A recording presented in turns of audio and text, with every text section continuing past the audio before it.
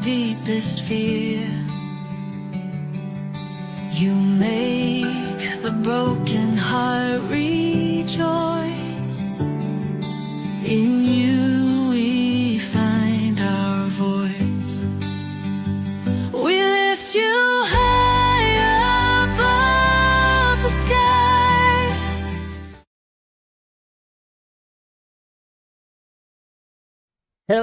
Hello, and welcome sa Russia TV mga kapatid. At meron tayong debate na magaganap ngayon between BISC versus UPC mga kapatid. Ang topic na pag-uusapan nila ngayon ay patungkol dito sa patutunayan ng ating affirmative na ang unfaithful na save ay ligtas. So again mga kapatid, ang topic natin ngayon ay patutunayan ng ating affirmative na ang unfaithful na save ay ligtas. So, affirmative natin si Pastor Alexander, negative si Brother Ron. Sa ating setup ng debate, yung 10 minutes na presentation, 10 minutes sa cross, same din sa rebuttal, meron tayong 5 minute na final conclusion. Alos total ito ng 2 hours mga kapatid.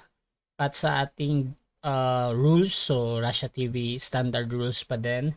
At sumasang-ayon ba ang ating affirmative sa lahat ng ating nabanggit? Sang-ayon ako. Thank you, sang-ayon. At yung ating negative? Yes, sang-ayon din bro. Okay, so before natin simulan ang ating debate, syempre gusto ko muna kayong magpakilala sa ating audience. At again, baka gusto nyo ikwento kung paano nagsimula ang pag-usap na ito. At ito na nga, ay natuloy na ang inyong debate. So nahin natin si Pastor, pakilala ka. Okay, once again, balik na naman ang labanan ng magigiting na debatista. Magandang gabi sa inyo. Yung lingkod, Pastor Brother Evangelist Super Cute Alexander Santos. Nakalaban ko na to si Brother Ron. Maganda ang debate namin, respectful. So ngayon, nagkaroon kami ng konting banggaan sa messages or sa Facebook na tungkol sa OSAS at tungkol sa faith niya. So i-challenge ko siya na baka pwede naming pagdebatihan yung usapin na ginagawa namin sa Facebook na labanan. Kasi ang napapansin ko kay Brother Ron, interesado siya sa mga topic na alam niya parang imposible. So ganito yung naging title. Patutunayan ko na ang unfaithful na saved Christian ay ligtas pa rin. Ulitin ko para sa mga taong nakikinig, patutunayan ko na ang unfaithful na saved Christian ay ligtas pa rin. So itong topic na to, maraming lumabas na talagang, kahit pala unfaithful, ligtas, kaya demonyo yung OSAS, ganito yung OSAS, pero papaliwanag ko sa inyo why. So ayan, tinanggap niya yung hamon ko. So nandito kami ngayon sa number 1 platform ni Brother Russia. So tingnan natin kung ano mangyayari mamaya. Magandang gabi din sa iyo, Brother Ron. Okay, Okay. at syempre yung negative, pakilala ka din kapatid. Okay, so magandang gabi mga kapatid. Isang mapagpalang gabi sa ating lahat. Tama yung sinabi ni Pastor Alex, no? Meron kaming mga discussion sa comment section at sa GC. So at ngayon, pag-uusapan namin yung specific na topic. At saka yung topic, siya ang gumawa niyan. So wala akong magawa kundi sundin kasi negative ako. So patunayan niya na may unfaithful na sa estadong unfaithful, ligtas. So malinaw yung topic niya. Ang hindi natin pag-uusapan dito, yung unfaithful, may saving faith ka sa umpisa, kalaunan naging unfaithful ka. Tapos later on nagsisi ka, bumalik sa pagiging faithful, hindi yan ang ating pinag-uusapan, no? Kasi baka yun ang flow ng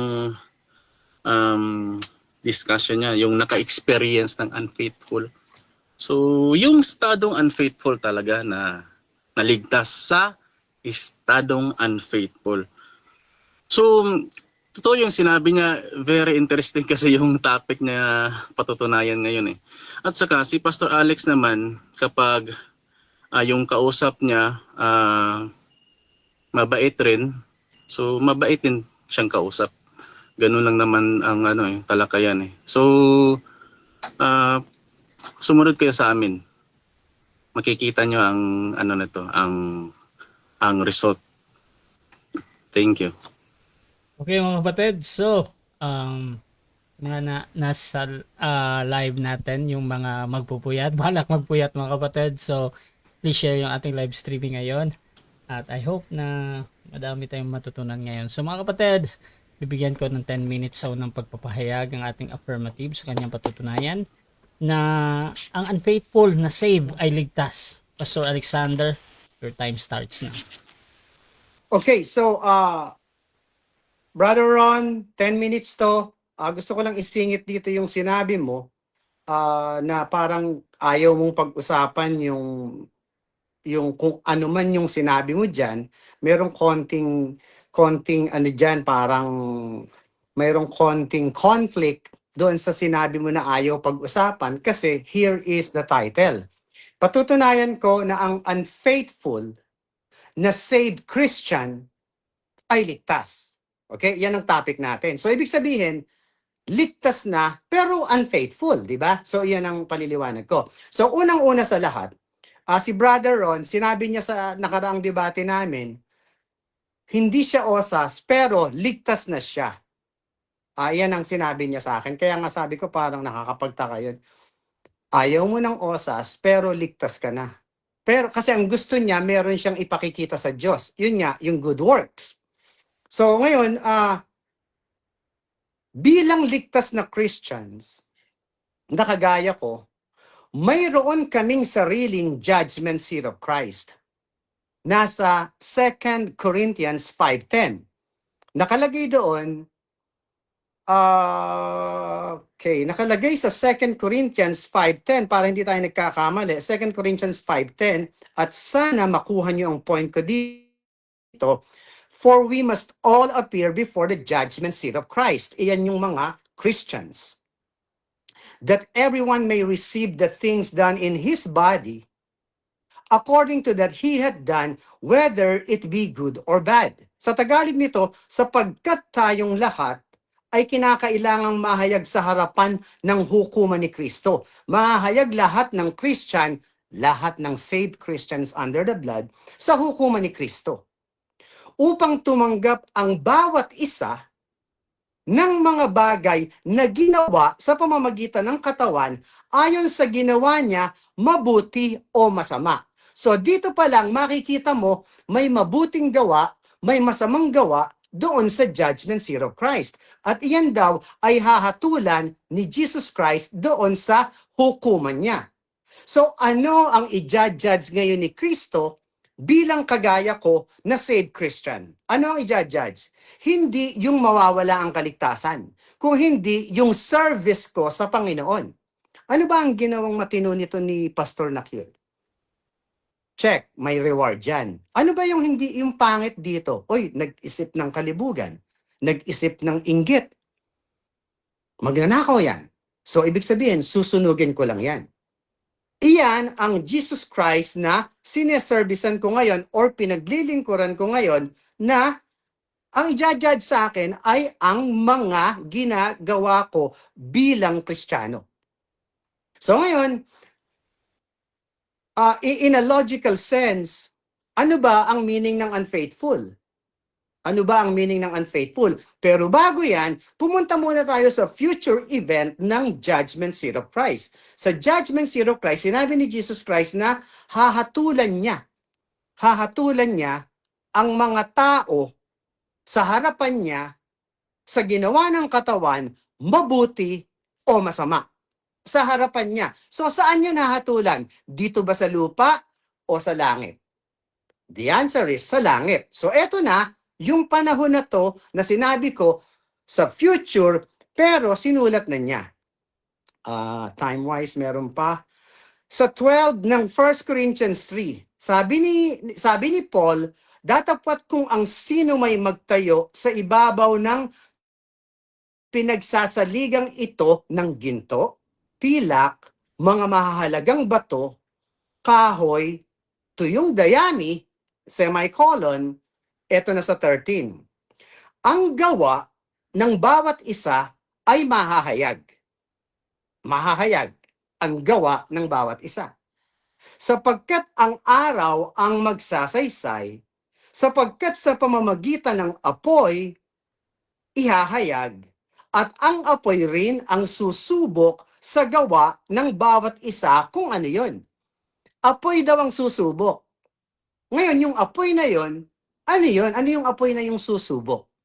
Diba? Yan ang question dyan. Impyerno ba yon? O ano ang trabaho ng apoy na to? Sa 14, kung ang gawa ng sinuman, take note, gawa ng sinuman, remember sa judgment seat of Christ, hahatulan ni Jesus Christ ang gawa ng katawan, mabuti o masama. Ito sa 14. Kung ang gawa ng sinuman ay manatili, that means maganda, na kaniyang itinayo sa ibabaw na yaon, ibig sabihin sa pagsisilbi niya, sa pagsiserve niya sa God or sa kapwa ay nakatayo, siya'y tatanggap ng kagantihan. Siya'y tatanggap ng reward. May kagantihan daw yung ginawa, yung service ng saved Christian. If any man's work, o Tagalog sa 15, ito naman yung pangit na ginawa ng tao. Kung ang gawa ng sino man ay masunog, iyon yung pangit na ginawa. Iyon yung hinatulan na gawa ng katawan, mabuti o masama, yung maganda daw may reward. Pero yung isang gawa, kung ang gawa ng sino man ay masunog, ano nangyari? Malulugis siya, sabi. Malulugis siya. So saan siya nalugi? Doon ba sa mapunta sa impyerno? Pag binalikan mo yung 14, kung yung gawa niya ay hindi nasunog, mayroon siyang reward. So saan siya nalugi? Sa reward kay Jesus Christ. So ngayon, saan napunta ang kaluluwa niya? Kung ang gawa ng sinuman ay masunog, ay malulugis siya. Ngunit siya sa kaniyang sarili ay maliligtas. Gayon may tulad sa pamamagitan ng apoy. So ibig sabihin, hindi nagalaw yung spiritual yung spiritual na niya na sinave ni Jesus Christ o ng Panginoon. Di ba? So ngayon, kung papansinin nyo, sa mga saved Christian na nakagaya ko na osas, ay yung gawa ko na mabuti, hindi makakapagdala sa akin sa langit. Yung gawa kong masama, hindi makapagdadala sa akin sa impyerno. Kasi sabi ni Apostle Paul, alam ng Diyos na for all have sinned before God. Lahat ay makasalanan before God. Lahat ay unfaithful before God. So how do you get to heaven? Paano ka mapupunta? It's not your bad works. Thank you. It is not your good works. But your faith na siyang nagligtas, na si Jesus ang nagligtas. So, ano yung nasa akin? Ano yung nasa akin? I am saved because of what He did to me. Sa ginawa niya, ligtas ako. Sa blood niya, ligtas ako, hindi niya ako iiwan. So, bakit ako ligtas kahit hindi ako nakakasunod? Bakit ako ligtas kahit ako ay unfaithful? Because niligtas na niya ako once. Ano ba ang example ng unfaithful? Ano ang example ng unfaithful? Ang example ng unfaithful ay yung hindi ka nakakasunod sa lahat ng utos niya. Pag may utos siya na hindi mo kayang sundin, ikaw ay unfaithful sa kanya. Bilang tao, lahat ng tao ay hindi nakakasunod sa utos ni Jesus Christ. So bakit siya namatay? Bakit siya namatay? Kasi hindi kaya ng tao na masunod. Dahil kung kaya ng tao or sino mang tao na makasunod, hindi para magpakamatay si Jesus Christ doon at gulpihin ng mga leaders na yan at sabihin, nagpakamatay ako dahil sa dugo, ang isa pa, yung iba sa inyo kaya naman eh. Hindi ganun. Kaya siya namatay dahil hindi natin kaya.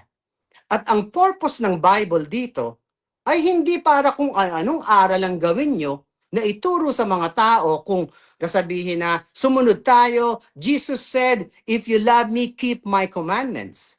So the 10 commandments or whatever commandments Jesus said is ang end of that commandments is a cross. Sa cross mo makikita yung sinasabi diyan na law. Kaya nga sabi, Christ is the end of the law for those who believe. So kung maniniwala ka sa law, alam mo na part of the law, si Jesus lang ang makaka-fulfill. Hindi tayo. So unfaithful ako na saved. Why? Kasi makasalanan ng katawan ko. Kahit ano gawin ko, hindi ko mape-perfecto. Si Apostle Paul ina-admit niyan, kaya sabi niya, thank God, kung hindi sa'yo, hindi ako ligtas. Pero because of your blood, ligtas din ako, and every day I sin, sabi ni Apostle Paul. So, Paul himself is also unfaithful, pero ligtas siya because of the blood. So, ikaw din, sigurado, unfaithful ka rin, Brother Ron. Okay, proceed tayo sa cross, Bro Ron. Okay, so unang tanong ko sa iyo, no? So base rin ito sa topic na tinitindigan mo ngayon, kasi unfaithful ang pinag-uusapan natin. Ang tanong ko, ang pag-continue o pagpanatili, ang tawag dyan ay faithful. At ang hindi pagpanatili ay unfaithful. Tama ba ito? O, Yes or no? tama yan. So, ngayon, ang faithfulness ko is sa kaligtasan na ibinigay sa akin ng Panginoon, at iyon, hindi na mawawala. So, yung sinasabi mong unfaithful, yun na yung sa gawa ng katawan na lahat ng tao hindi makakasunod dyan. So, pag hindi ka nakasunod, unfaithful ka. Pero hindi na wala ang kaligtasan ko. Okay, nagsipanatili, faithful. At meron tayong nababasa na mayroong nagsilabas, definitely yun yung hindi nagsipanatili, unfaithful. So tanggap mo ba na yun ang estado ng unfaithful, yes or no? No, hindi. Kasi yung kinuha mong libro na yan ay doon sa Hebrews. Sa Hebrews kasi nawawala ang kaligtasan. Or sa Matthew, Mark, Luke, and John, dyan mo kinuha yan na unfaithful. Kasi doon sa libro na yon nawawala ang kaligtasan. Kaya nga kay Apostle Paul tayo mag-focus dahil lahat ng tao is unfaithful. Next question. Okay, so next question. Sa estadong hindi tapat, unfaithful sa Panginoon, nananampalataya pa rin ba yun? Yes or no? Yes, ang pananampalataya ay hindi nakikita. Yung pagiging unfaithful na sinasabi ko sa iyo is the work of the flesh. Yung katawan natin, unfaithful yan every day. Nagkakasala yan everyday sa Panginoon. Yun yung unfaithful na sinasabi ko, pero ang niligtas sa akin, not my body, but my soul. Kaya yung gawa ko, baliwala yan. How can you say na nananampalataya pa rin? Hindi na nga tapat eh. Tumagot ka. Okay, so ang pananampalataya nga hindi nakikita sa kaligtasan, selyado yan.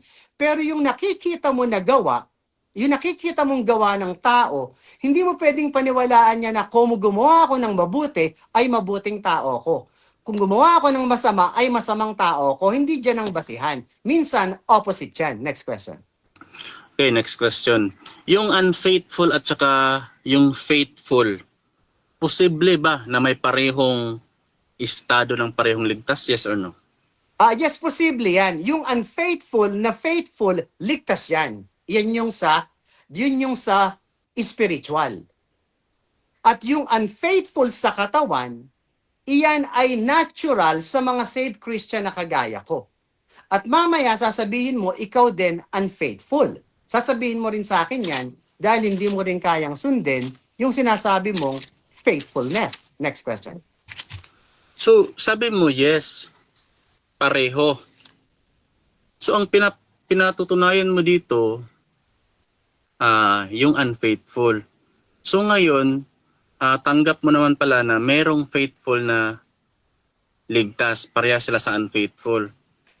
Ngayon, kung ganun pala ang tindig mo, so wala tayong pagtutol na ang faithful ay ligtas rin.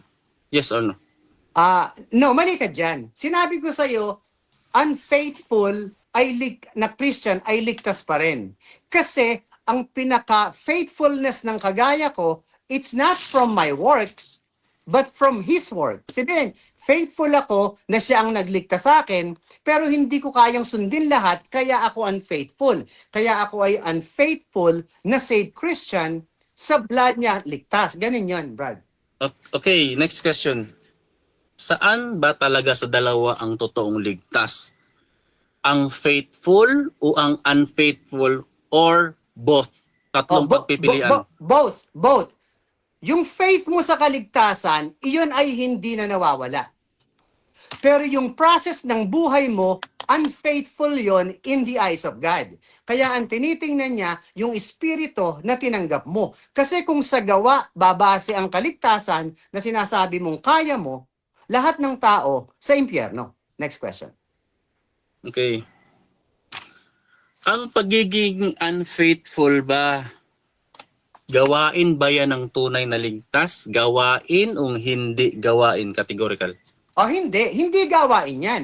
Pero kahit sabihin mo na hindi gawain yan, sigurado gagawa ka pa rin kasi nakatira ka sa katawan na makasalanan. Nakatira ka sa katawan ng makasalanan, kaya yun, the work of the flesh, there is no good thing, sabi ni Apostle Paul. Ikaw, nasa flesh ka pa rin. Paano mo ngayon mamaya sasabihin sa akin na hindi ka na nagkakasala with your faithfulness? Okay, so next question, follow up. Kung hindi pala gawain, therefore, ang tunay na estado ng tunay na ligtas ay may gawaing may kinalaman sa pagiging faithful, yes or no? Yes, pero hindi mo nga kaya ikaw mamaya, Brad, ay unfaithful din pala ako, sasabihin mo. Pero ligtas ka rin, di ba? So ang sinasabi ko sa iyo, by faith we are saved, but we are unfaithful in the eyes of God. Hindi natin kayang maging matuwid sa gawa, ha? Sa gawa ng katawan. Yan ang sinasabi ko. Next question. Okay. Kapag ba ang unfaithful nagsisisi ulit at bumalik sa kalooban ng Diyos, ligtas ba yon? No, hindi yan ang kaligtasan, yung pagsisisi. Kasi ang sinasabi mo ngayon, nawawala ang kaligtasan at babalik ang espiritu ng kaligtasan. Hindi. Pag nawala ang kaligtasan ngayon, hindi na babalik. So according sa sinabi mo, and take note of that, nawawala pala ang kaligtasan sa'yo at pag nagsisi, babalik. Against yan sa stance mo last time. So, ano ang requirements na maging always saved?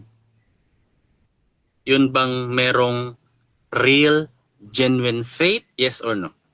Yes, real, genuine faith ay hindi nakikita sa gawa. Only God can see that.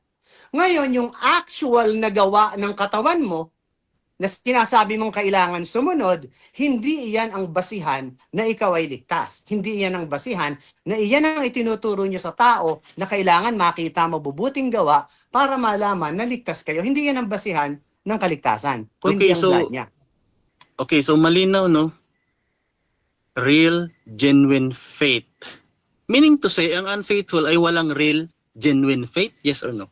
No, mali ka dyan. Ang sinasabi ko sa iyo, Brad, yung gawa ng katawan is different from your kaligtasan. Ang kaligtasan mo ay spiritual, revealed by the Spirit ng Panginoon after the resurrection. Yung gawa ng katawan mo ay unfaithful in the eyes of God kasi you cannot perfect it. Okay. So, base sa paksang tinitindigan mo ngayon, meron ka bang biblical na pahayag na may mga taong nananampalataya, then later on naging unfaithful, may kalikuan, ang estado hanggang sa huli, pero ligtas pa rin? Kung meron, yes. sino-sino? Sino-sino?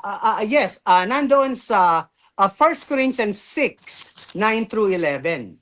Sa 1 Corinthians 6, 9 through 11, nandyan yung mga hindi makakatanggap ng regalo, mga walang hiya, mga bakla, mga tomboy, pero sa 11 sabi niya, but you have been washed. You have been justified. You have been sanctified. So iyon yung mga masasama na unfaithful, pero ligtas pa rin. Okay, so next question. Saklaw ba ng unfaithful yung hiwalay kay Kristo? Yes or no? Brad, paki-ano lang kasi paki-stop yung time, Brad. Rasha, objection. Okay. Clarification lang ha, medyo nag-stop doon. Sige. Okay, so ang tanong ko, saklaw ba ng unfaithful yung hiwalay kay Kristo? Yes or no? No. Hindi. Lahat ng unfaithful na ligtas ay hindi yung ligtas yung mga yon. Kagaya sa 1 Corinthians 5:1 through 5, na judge na yung nanghalay sa niya at destruction of the flesh yon. The spirit is saved on the day of the Lord, which is the judgment seat of Christ. Next question. So meaning, hindi siya hiwalay kay Kristo. Ibig sabihin, may pananampalataya siya. Yes or no? Yes, may pananampalataya siya. Naligtas siya. Pero yung gawa ng katawan niya is imperfect in the eyes of God. Kasi yung katawan na to, kaya papalitan, kasi hindi kayang sumunod through perfection. Next question. So, real genuine faith, may pananampalataya siya, pero yung real genuine faith niya ay kakibat nun, unfaithful. Yes, sa gawa ng tao. Yung gawa kasi ng tao, yung gawa ng katawan, ay hindi mo kayang i-perfect. Pag hindi mo kayang i-perfect yan, unfaithful ka. Tandaan mo ha, pag hindi mo kayang i-perfect yan 100%, unfaithful ka. Time.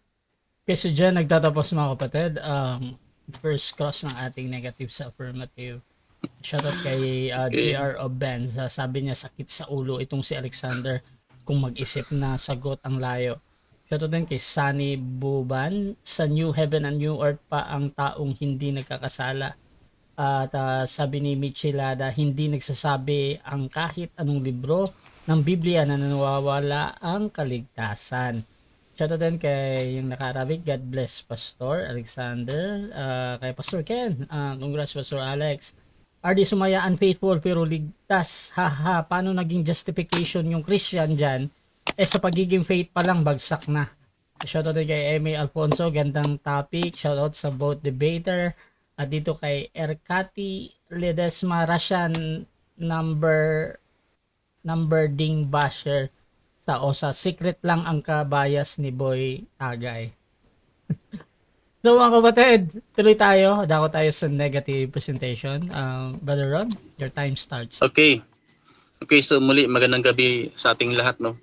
So, alam natin mga kapatid na ang ating pinag-uusapan dito, yung unfaithful kanina nga sa sa introduction ko, ang pinag-uusapan natin yung estado ng unfaithful sa tao na hindi na bumalik. Kasi kung bumalik siya, immediately faithful yun. Ngayon, kung nagkasala ka naman, fallacy yung kanina, yung kanina, hindi daw ako nagkakasala. Hindi ko sinabi yun. Kung nagkakasala ang tao, kasi walang perpektong tao eh. At kung nagsisi siya, may genuine repentance siya, eventually, faithful yun. Kung may real, genuine faith ka, automatic yan, may real, genuine repentance ka. Kahit gaano pa kalaki yung kasalanan mo. At saka yung niya kanina, yung flow ng presentation niya, wala tayong tutol sa sa pagmamahal ng Diyos sa atin. Kaya nga sa famous verse John 3:16, for God so loved the world, mahal niya lahat. Pero may subject pronoun doon. Whosoever believe. Ibig bang sabihin kung mahal ka ng Diyos, kasali ba doon lahat sa whosoever? Tapos hindi ka nag-respond sa salita ng Panginoon kasi unfaithful ka? Kaya nga may subject pronoun, whosoever believe in Him. Mahal niya. Wala tayong tutol sa pagmamahal ng Diyos sa atin. Kahit nga sa unfaithful sa Kanya eh. Pero, meron ngang whosoever. Ngayon, ang tinanong ko siya kanina, at saka kanina ha, sabi niya, puro siya gawa ng katawan. Akala ko ba, panay ang nyo, ang until the day of redemption, you are sealed. Correct?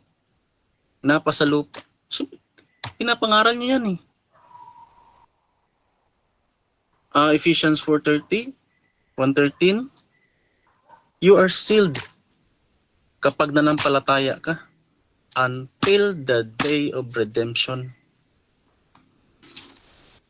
Tapos, ito, tinanong ko siya mga kapatid, base sa paksang tinitindigan mo ngayon, meron ka bang biblical na pahayag na may mga taong nanampalataya din later on, naging unfaithful, kalikuan, estado hanggang sa huli, pero ligtas pa rin? Sino-sino? Ang niya, yung unang Korinto 6, 9 to 10. Himay-himayin natin mga kapatid, no? Kailangan nating tanggapin na yung mga liko, hindi talaga makapagmana sa kaharian ng Diyos. Correct? May sinabi ba dyan na yung mga liko makapagmana pa rin sa kaharian ng Diyos? Ngayon, dito tayo sa verse 11.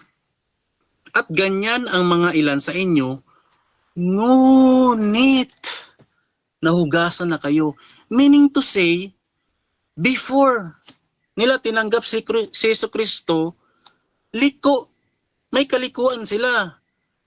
Ngayon, nahugasan na sila. Ibig bang sabihin kahit nahugasan sila, babalik sila sa kanilang sa kanilang mga kalikuan? Kasi ang kalikuan, immediately unfaithful yan. Kung, kanina nga, sinasabi ko, kung magkakasala ang tao, kung may real, genuine faith siya, immediately, may genuine repentance yung tao.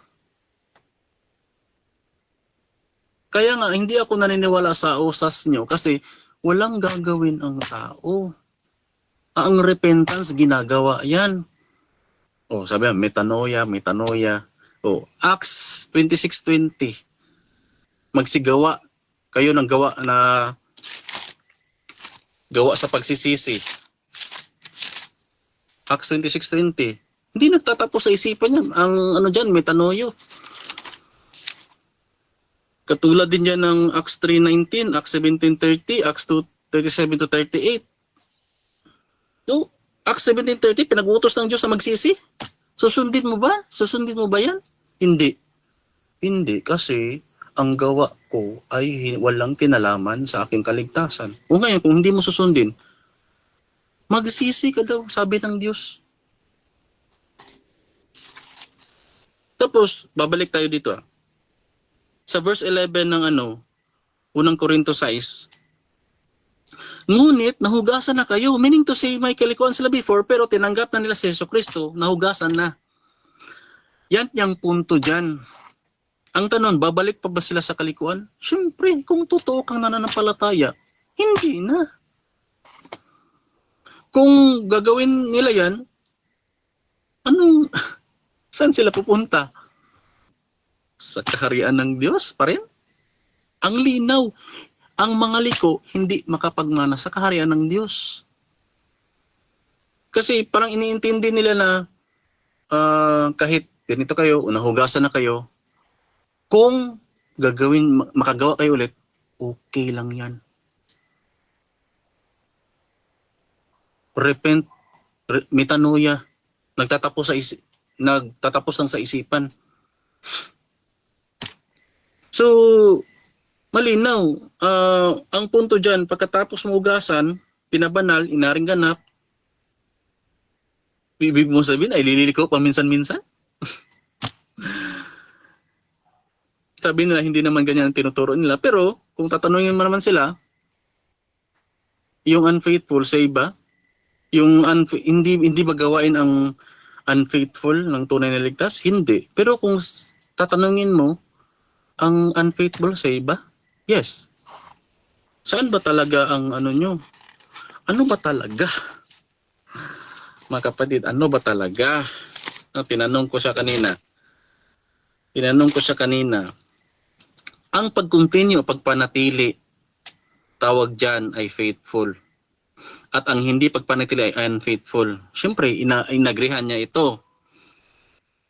So, sabi doon sa 1 John 2:19, sila'y nagsilabas sa atin, ngunit sila'y hindi sa atin, sapagkat kung sila'y sa atin ay nagsipanatili sa atin.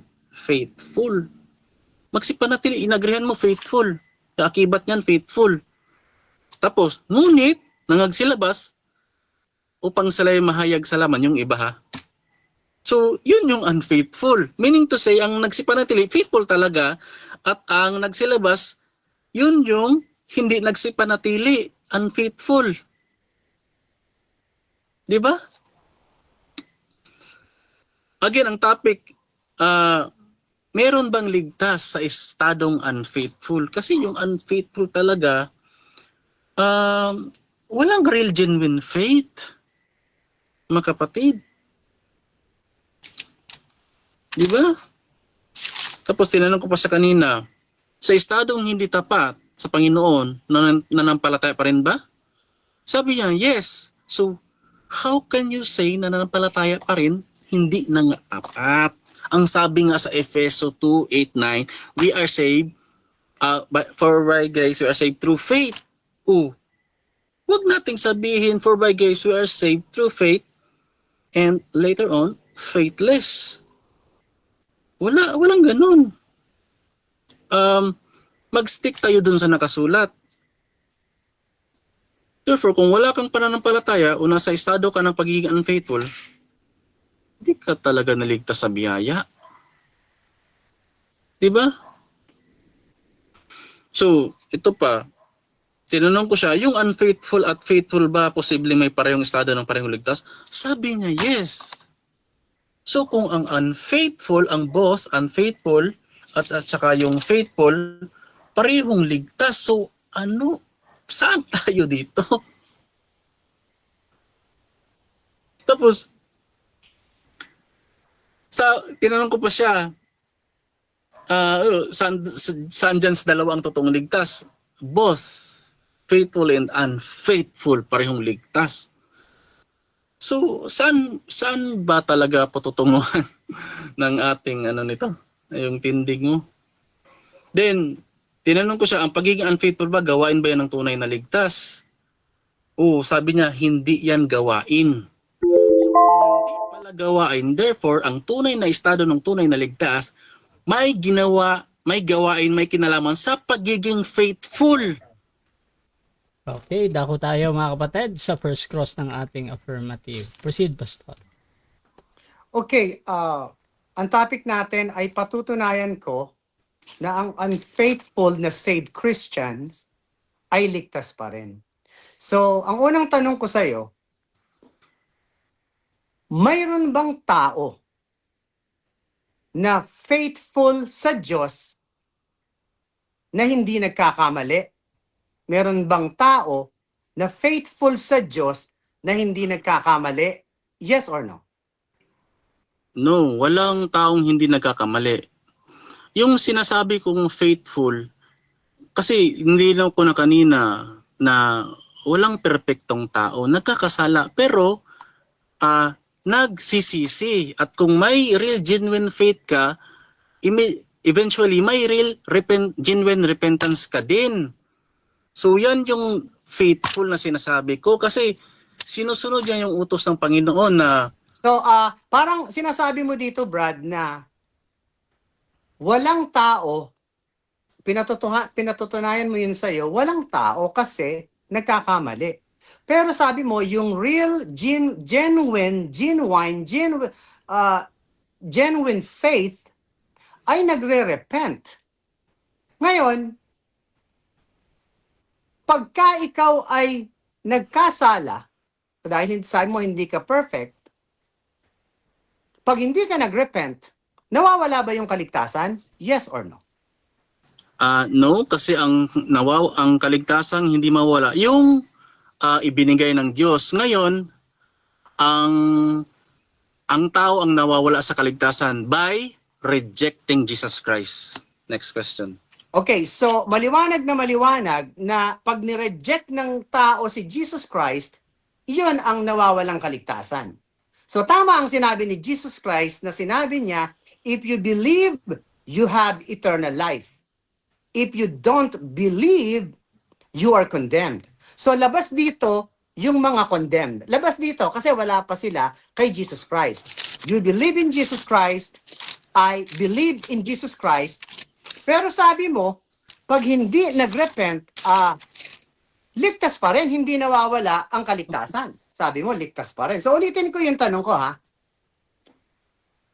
Sabi mo, ang genuine faith ay may kaakibat na repentance.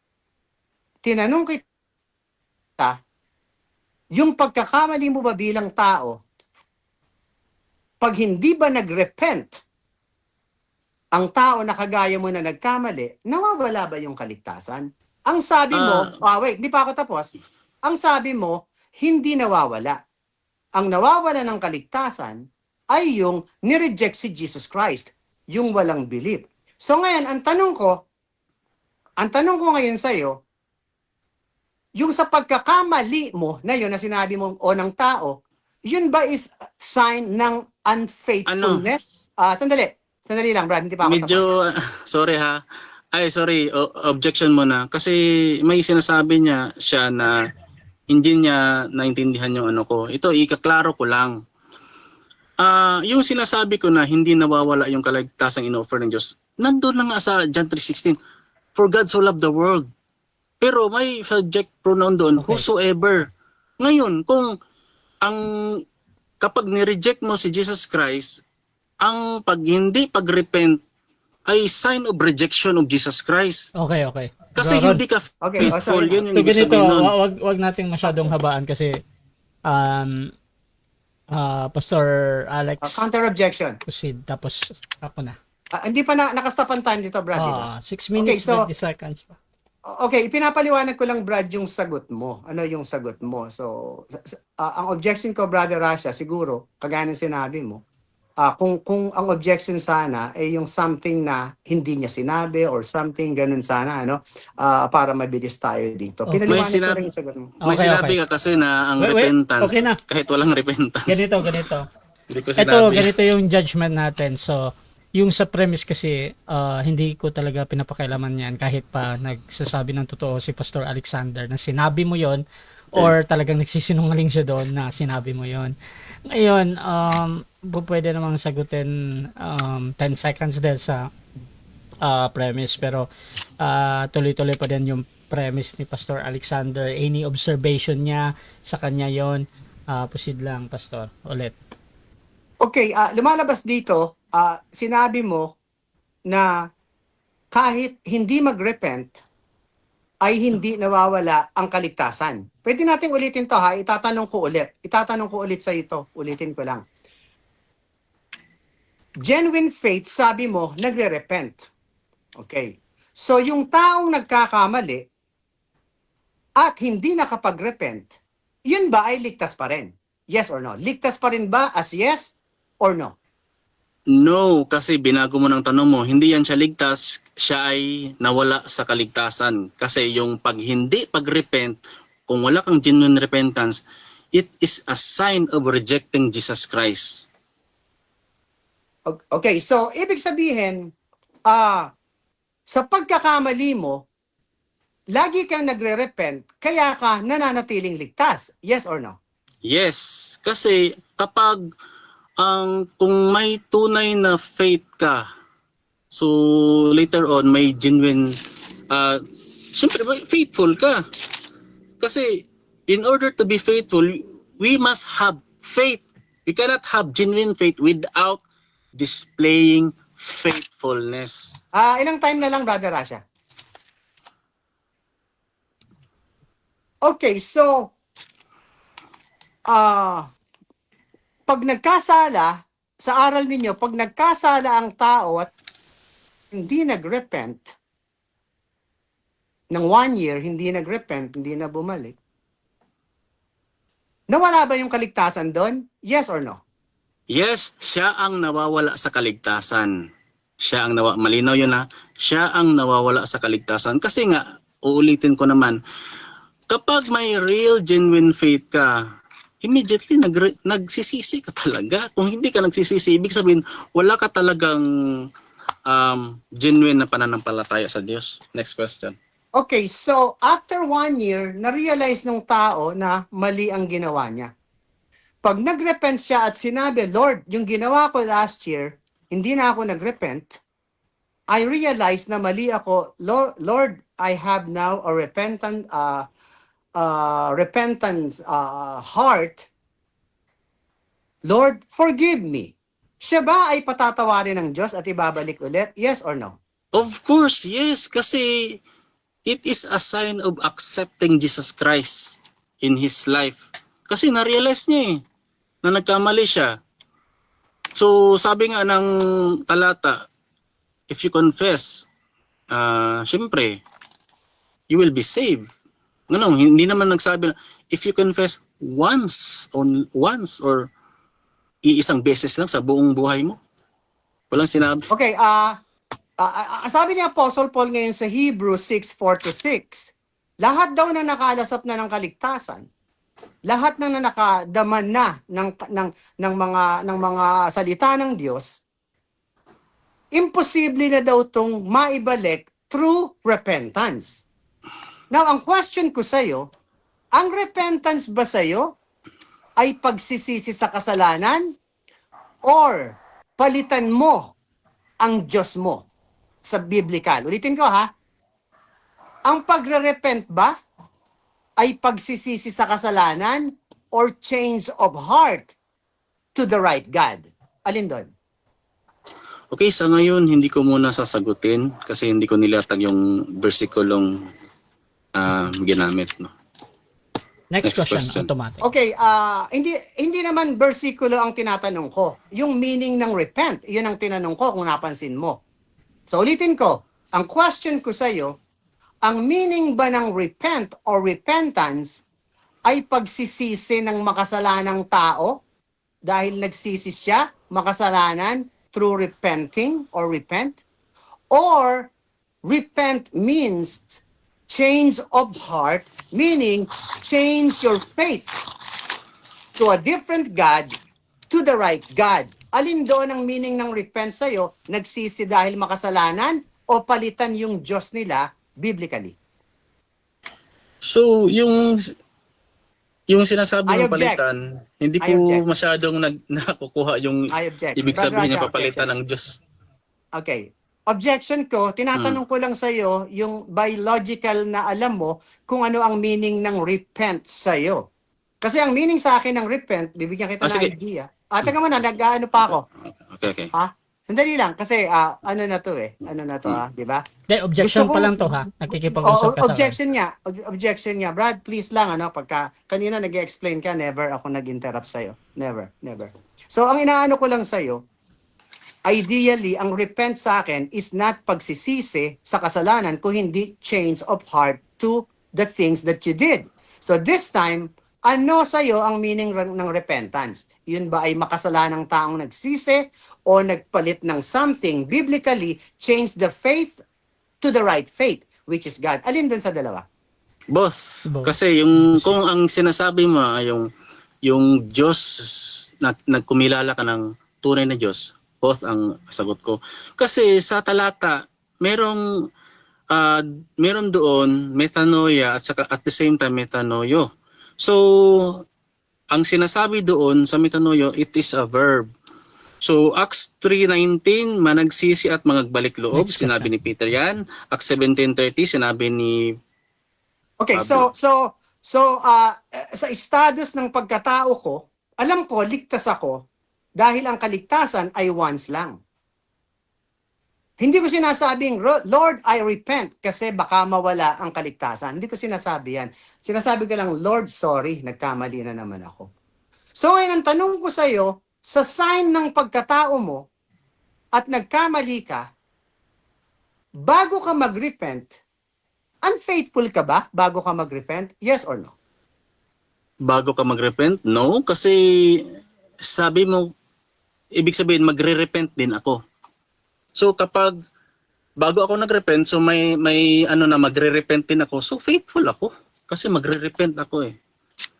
Kung hindi ako magre-repent, so hindi ako faithful. So, ibig sabihin, perfect ka sa harap ng Diyos kahit nagkakamali ka. Yes or no?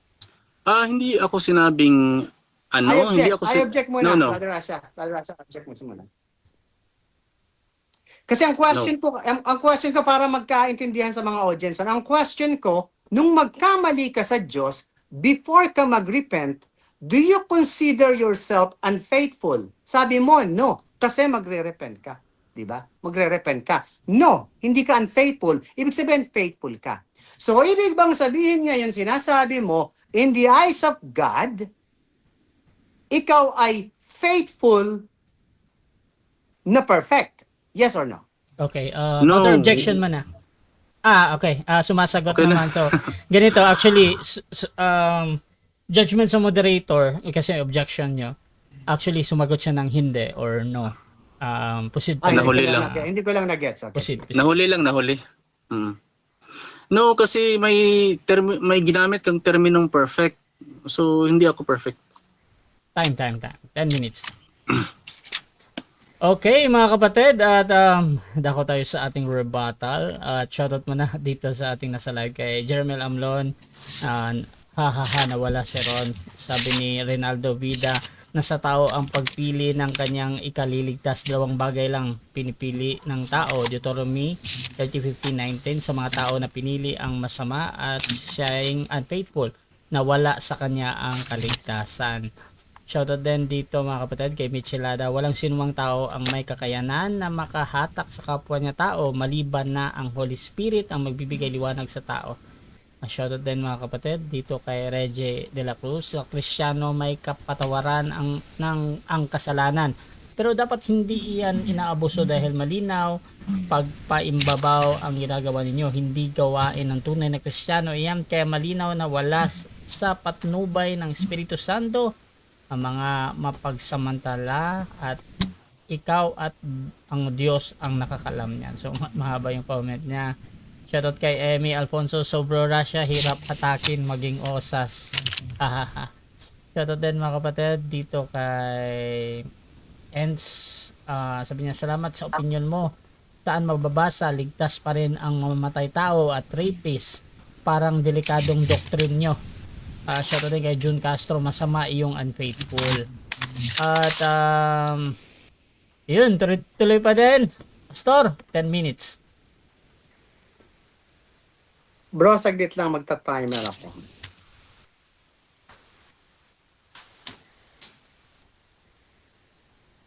Okay, timer starts now. Okay, Brother Ron, gusto ko lang i-remind sa iyo na pwedeng paki-mute naman, ano? Maingay lang yung mute lang, mute.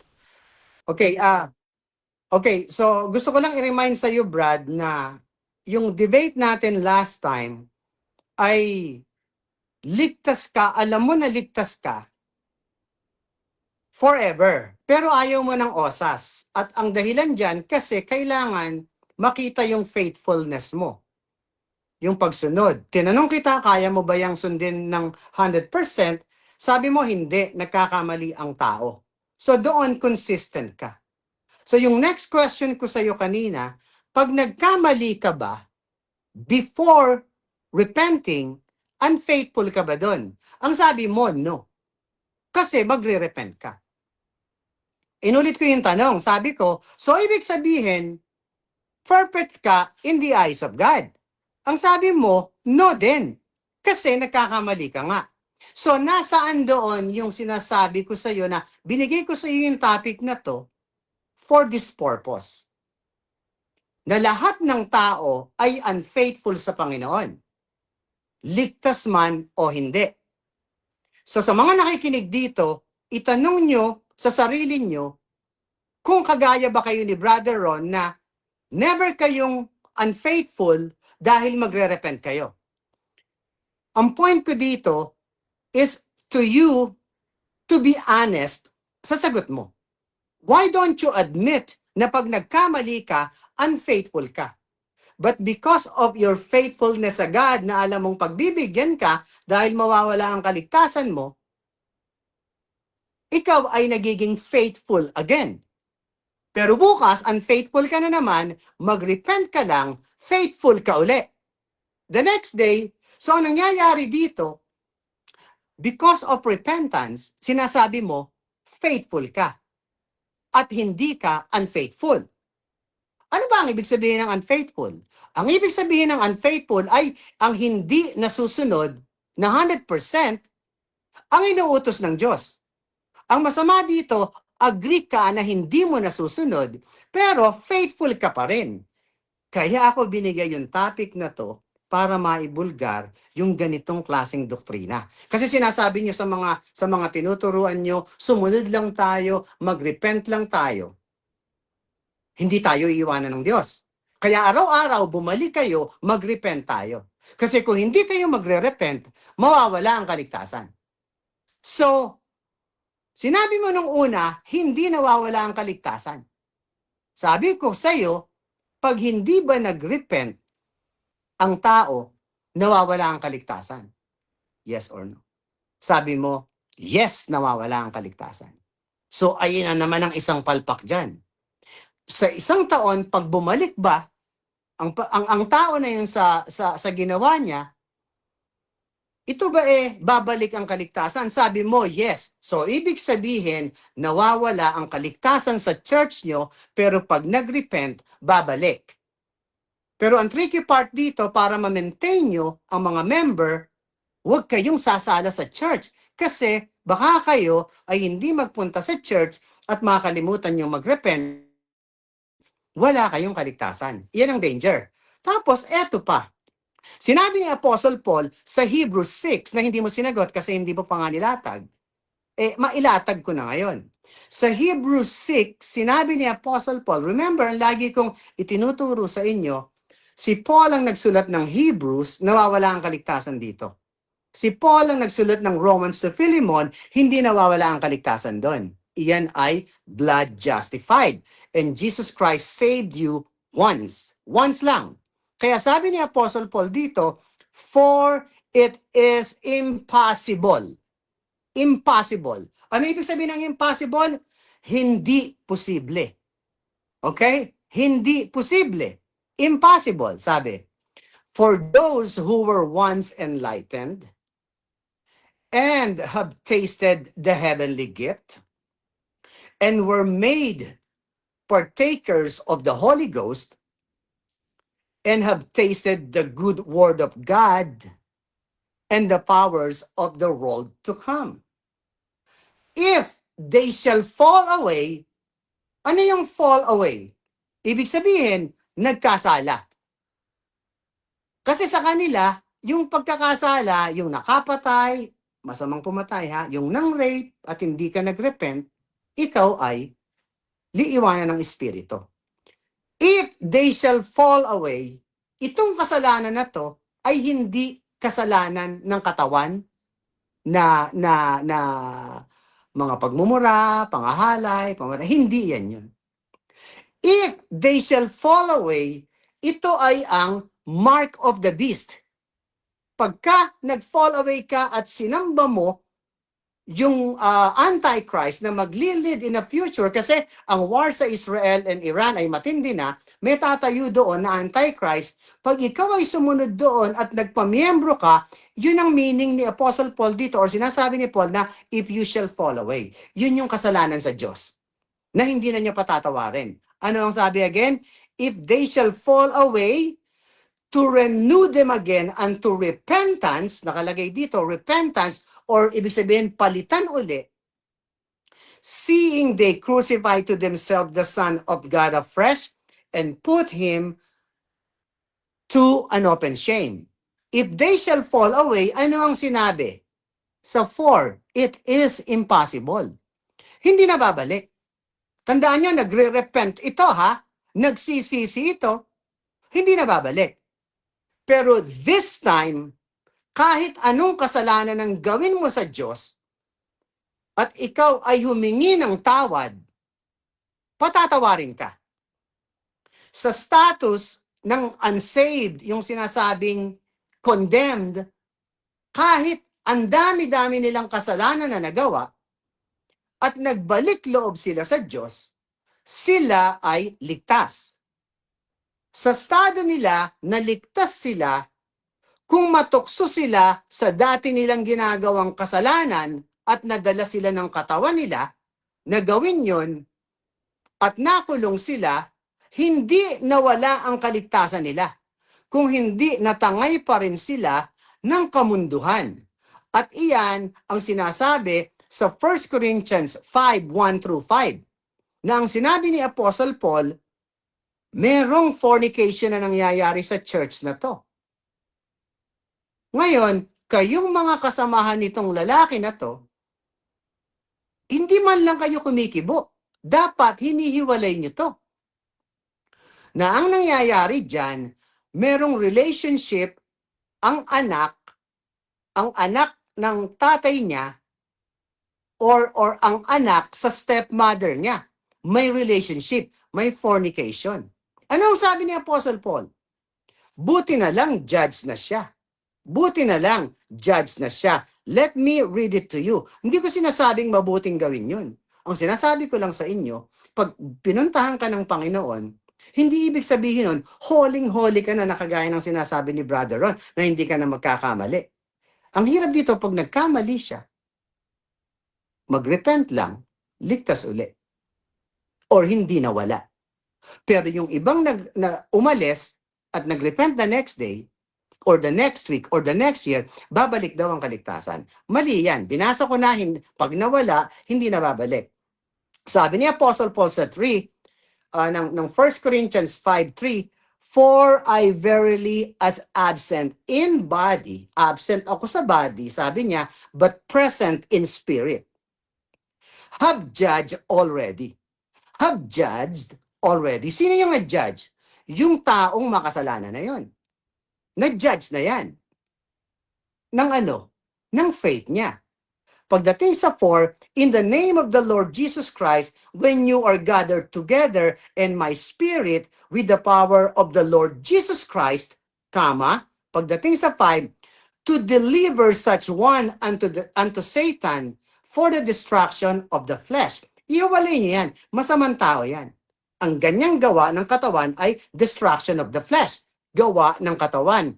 That the spirit may be saved in the day of the Lord. Hindi na wala. Na-judge na yon. Kaya ang sinasabi ko sa inyo, mag-iingat kayo sa mga aral na last time hindi nawawala ang kaligtasan, pero ngayon nawawala. Ngayon, nagkakamali siya, pero perfect pa rin siya dahil magre-repent. Tinatanong ko, kailan ka hindi faithful? Faithful ka ba? No. So kung hindi ka faithful, ibig sabihin, ikaw ay unfaithful. Napakasimple lang, di ba? Faithful ka ba? No. So, ibig sabihin, unfaithful ka, di ba? Napakasimple, Brad. Sana makuha na nakikinig. Okay, dako tayo sa second cross ng ating negative. Proceed, Bro Ron.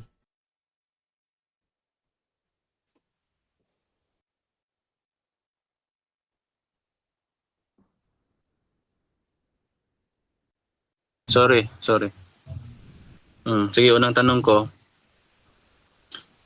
So doon sa 1 John 2:19, tanggap mo na ang nagsipanatili ay faithful? Yes or no? Yes, ang nagsipanatili na nakakita sa kanya. Kasi tandaan mo, yung Matthew, Mark, Luke, and John, iyan ay kingdom gospel na sinasabi ko sa inyo sa paghahari ni Jesus Christ. Kaya nga sabi niya, yung mga nandito, pagkain lang ang gusto sa akin. Hindi iyan na natiling faithful at ligtas, na natili sila doon na may kumakain dahil nandoon sila. Hindi sa kaligtasan yun, ha? Hindi sa kaligtasan. Okay. Yung malinaw yung sinabi mo, no? Malinaw yung sagot mo, yung nagsipanatili, faithful. Yung nagsilabas, faithful o unfaithful? Hindi na faithful yon. Ang sinabi ko sa iyo sa sagot ko, yung nanatili doon ay hindi lang sa kaligtasan. Binigyan kita ng example. Yung nanatili doon ay kumakain lang. Si Jesus ang nagsabi, sinusundan nyo lang ako dito para sa pagkain. Kaya sinasabi ko sa iyo, yung physical preaching ni Jesus Christ, hindi lang sa kaligtasan, kung hindi sa mga fake na followers din. Next question. So next question, ang tinutukoy ba dyan, ito next, hindi ito lang, kasi sinulat ko. Ano ba talaga ang characteristics ng maka-Diyos? Faithful o unfaithful? Categorical. Both nga ang sinabi ko sa iyo. Yung faithful na si Jesus ang nagligtas, iyon ang kaligtasan. Pero yung unfaithful na sinasabi ko, yung gawa ng katawan ay hindi perfect. Yun yung unfaithful na hindi natin kaya. Ikaw kanina sabi mo, hindi mo kaya, pero faithful ka pa rin. Nakakapagtaka yan, Brad, ha? Aralin mo yan. Next question. So next question, since pareho tayong ligtas at ikaw ay ligtas ayon sa'yo, ikaw ba sa oras na ito, ngayon, ikaw ba'y faithful o unfaithful? Categorical. Faithful ako right now. Right now, kasi I'm talking about, pinagtatanggol ko yung blood.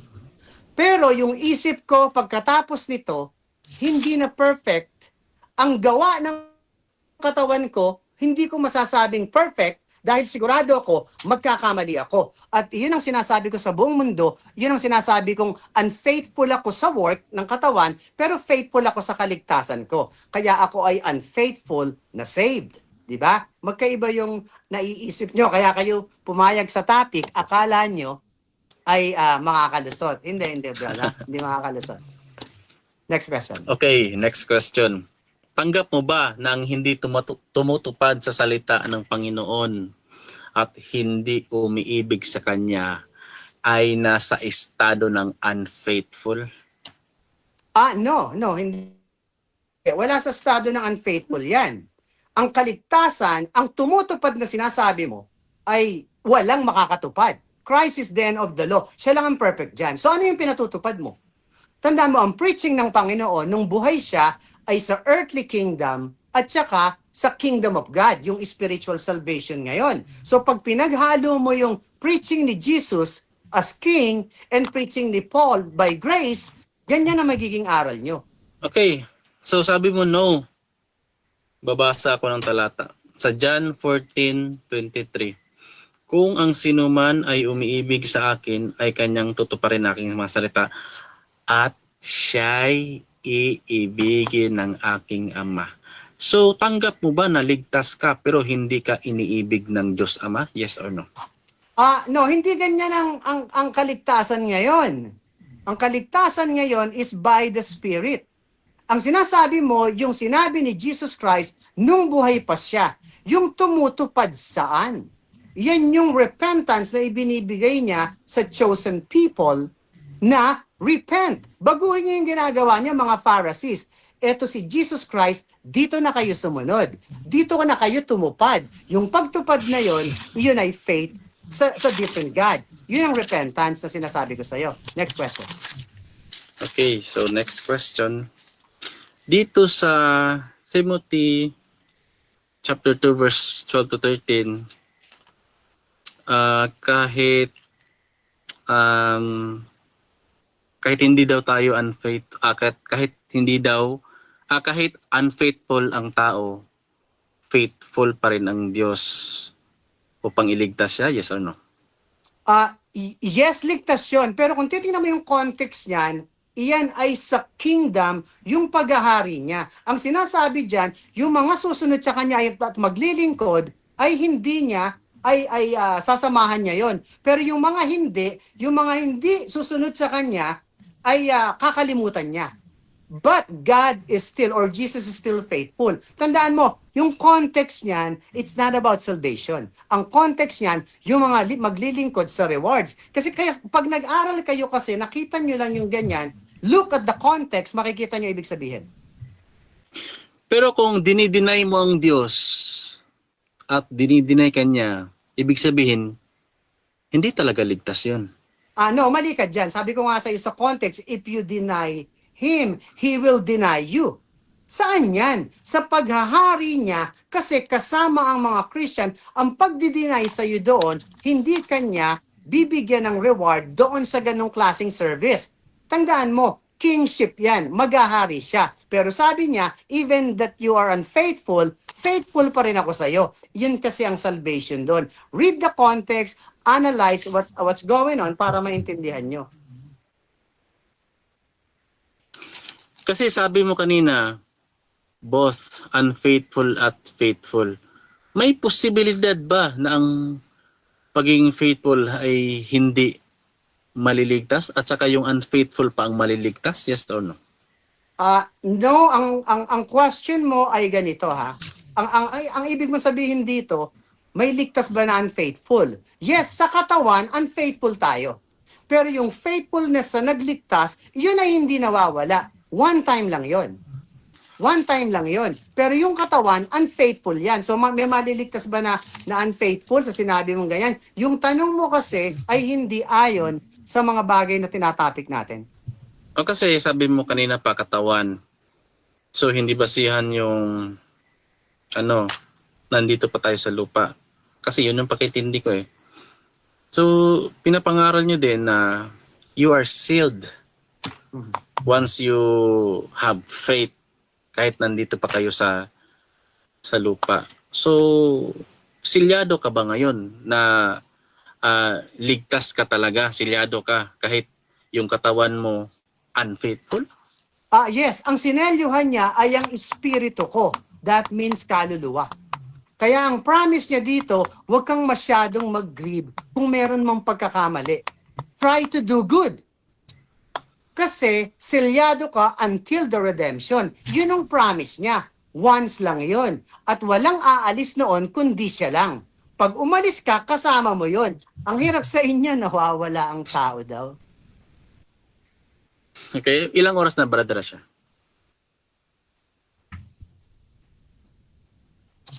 Okay, sige. Next question.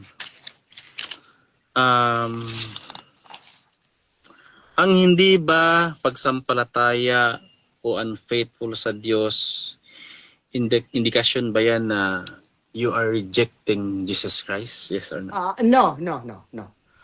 Si Jesus, sinimplify yan sa John 3:18.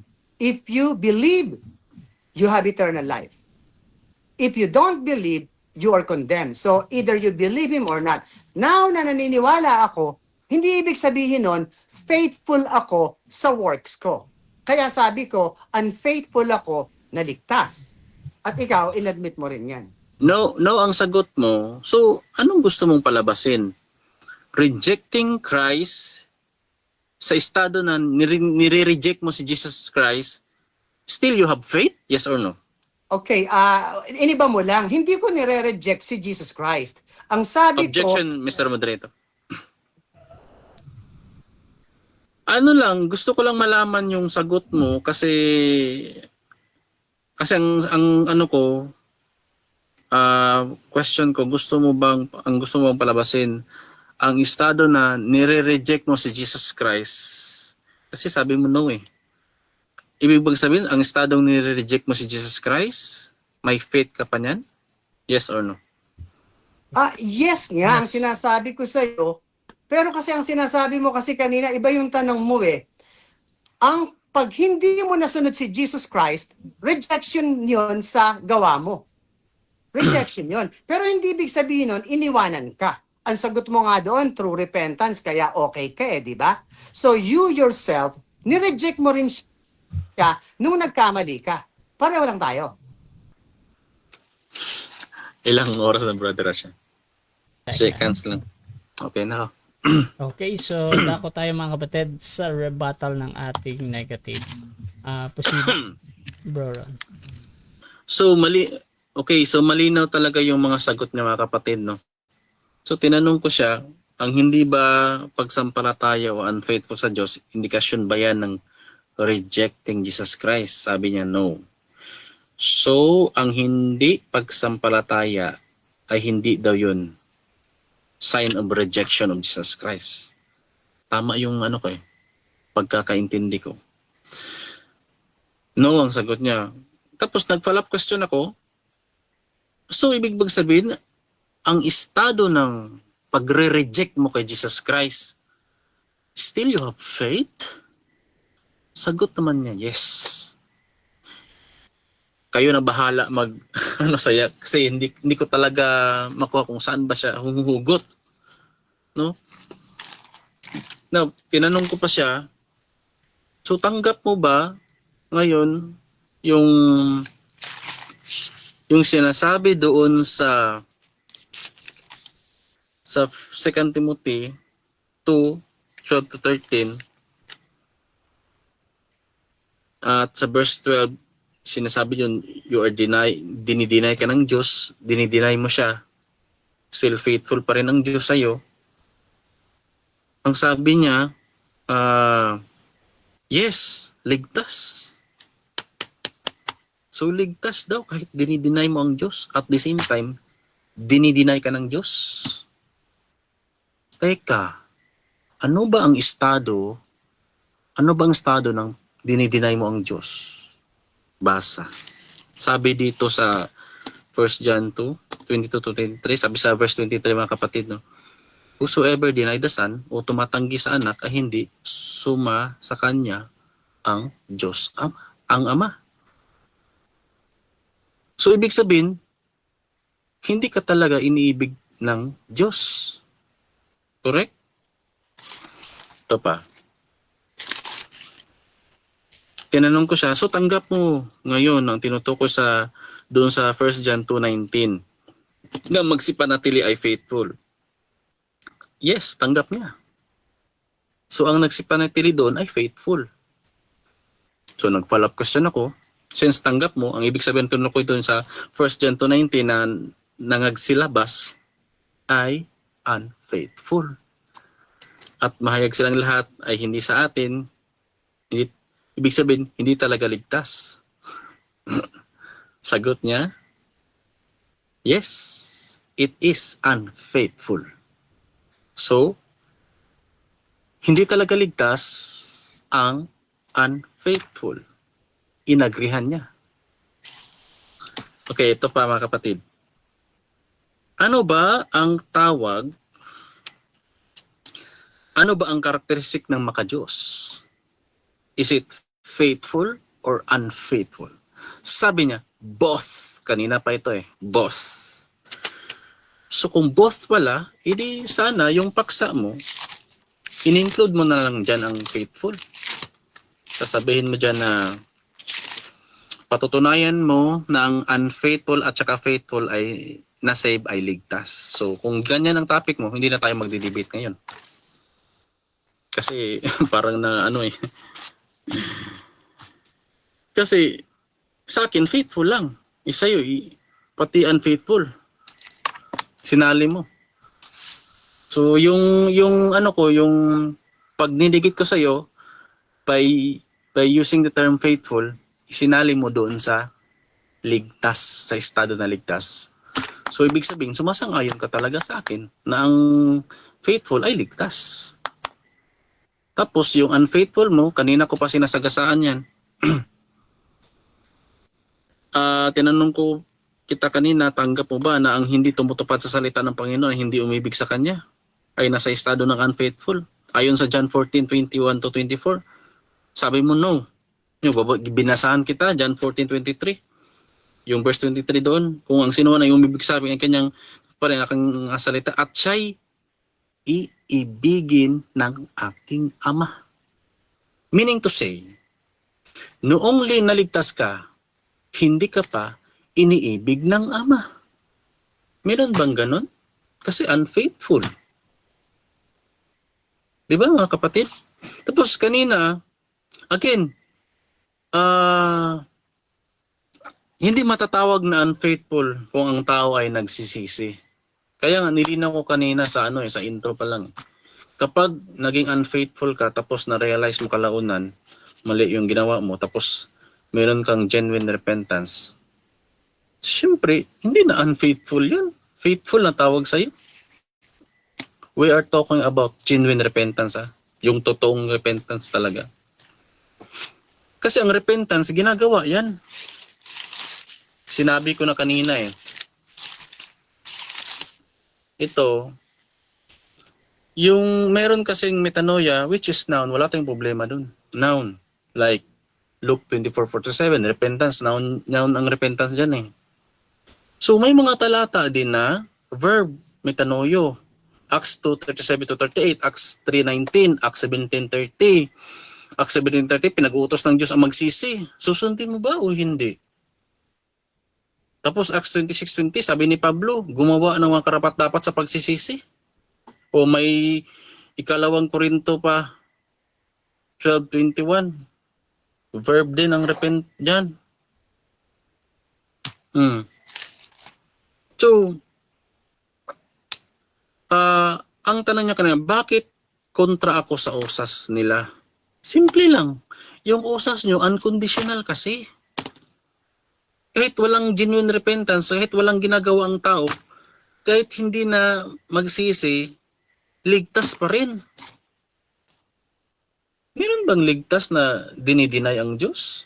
Dinideny ang kanyang sarili, dinideny at the same time dinideny ka ng Diyos?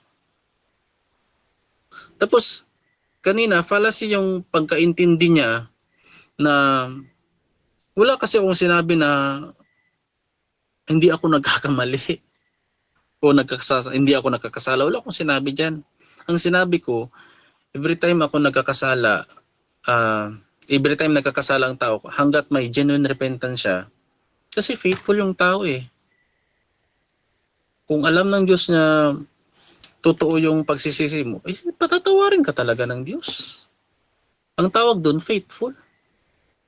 Kasi ang ibig sabihin ng faithful, kahit nagkakasala ka, pero may relasyon ka sa Diyos eh. Humihingi ka ng kapatawaran. Correct? So, kanina din, yung nawawala daw kaligtasan, hindi ko sinabi yun. Yung ang mismong kaligtasang nawawala na inoffer ng Panginoon.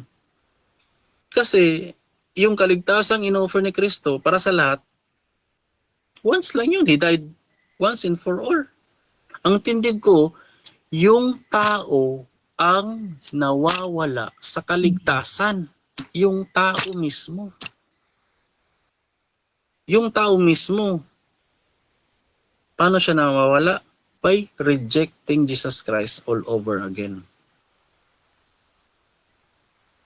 So, di doon sa Hebrews 6, kanina na sinabi niya, hindi ko sinabi, kasi siyempre may rules tayo eh.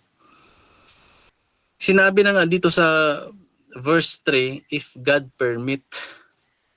Siyempre kung gusto ng Diyos, kung genuine ang repentance mo, totoo ang repentance mo, patatawarin ka talaga. Kung hindi totoo ang pagsisisi, paano ka patatawarin? Di ba? Yun yung ibig sabihin nun. So, malinaw yung sinagot niya kanina, no? No, hindi niya tanggap na ligtas. At the same time, hindi iniibig ng Diyos. So, tama. Doon sa John 14:23. Kasi kung sumusunod ka, sumusunod to, sabi dito, sumusunod. Tumutupad. I-question ba natin to? Kung ang sino man ang umibig sa akin at kanyang tutuparin na aking mga salita at siya'y iibigin na aking Ama.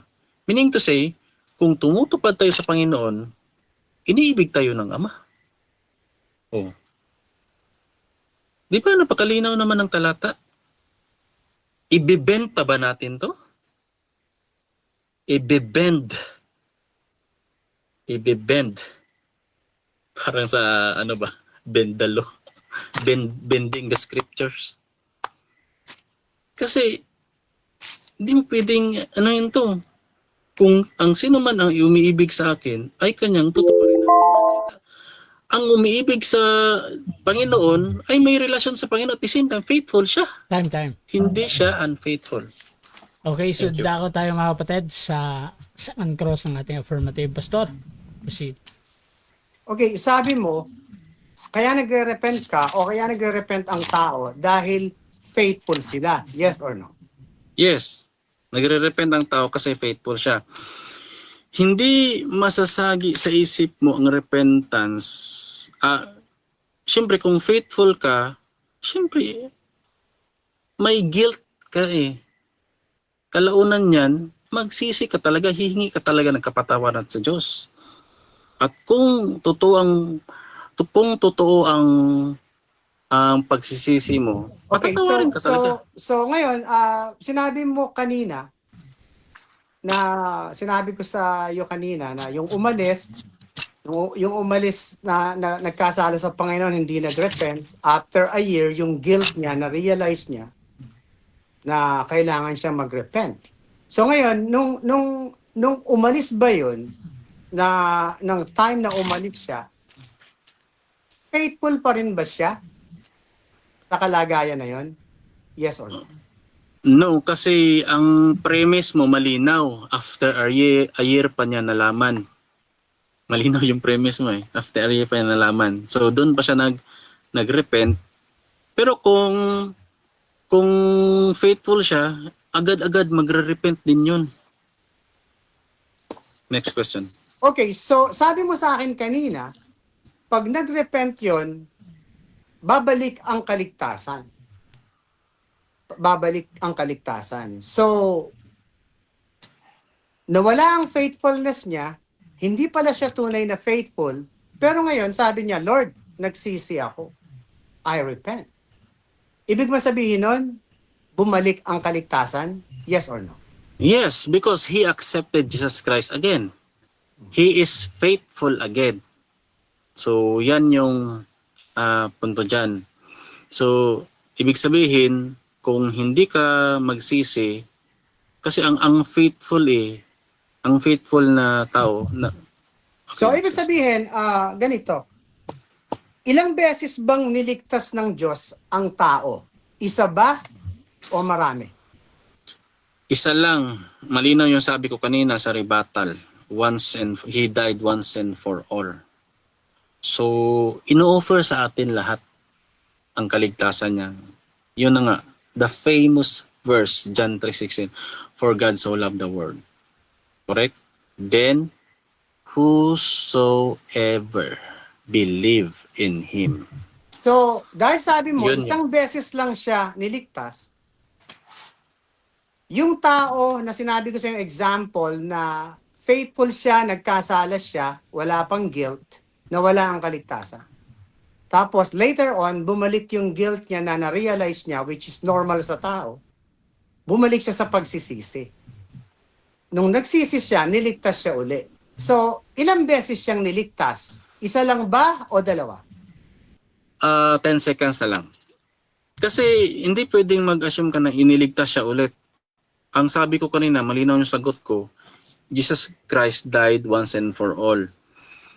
Ang tamang termino dyan, He accept Okay. again. Okay, again. Okay, so yung again, He accepted again. Ibig sabihin, He accepted before and then rejected it and accepted again. So twice. So ulitin ko ulit ha, para maliwanag sa'yo. Yun bang tao na yon, nung hindi nag-repent, wala pang guilt na wala ang kaligtasan? Sabi mo, yes. Later on, nung nawala ang kaligtasan, that means ligtas. Diba? Sabi mo, nawala ang kaligtasan. Nung nag-repent uli, tinanggap siya ulit ni Jesus Christ. Bumalik ang kaligtasan.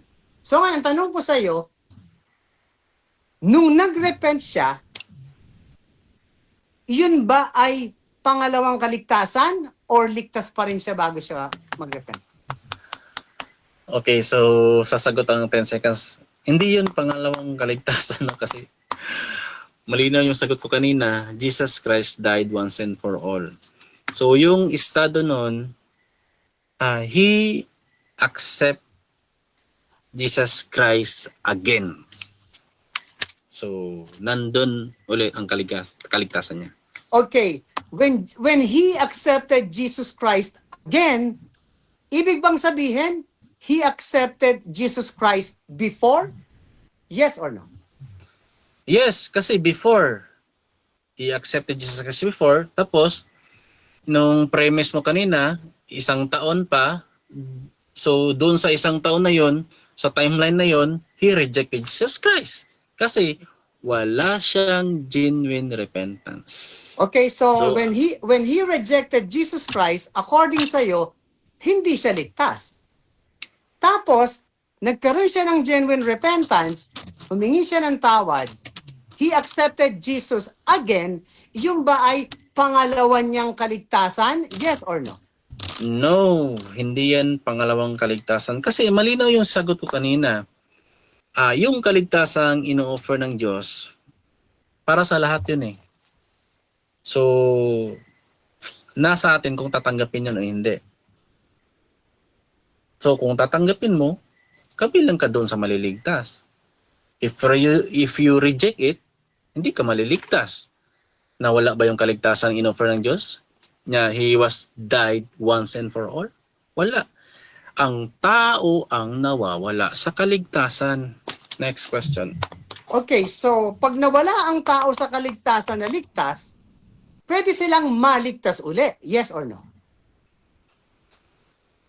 When they accepted, object. yes. I object. Yes, when Okay. they accepted again. Okay, so Brother Rasha, ilang minuto na lang.